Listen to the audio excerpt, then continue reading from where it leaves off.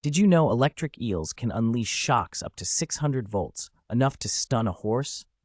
Hidden within their long, slender bodies are specialized cells called electrocytes.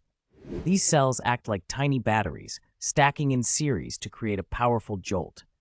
When hunting or defending themselves, electric eels send signals from their brains to rapidly activate thousands of electrocytes at once.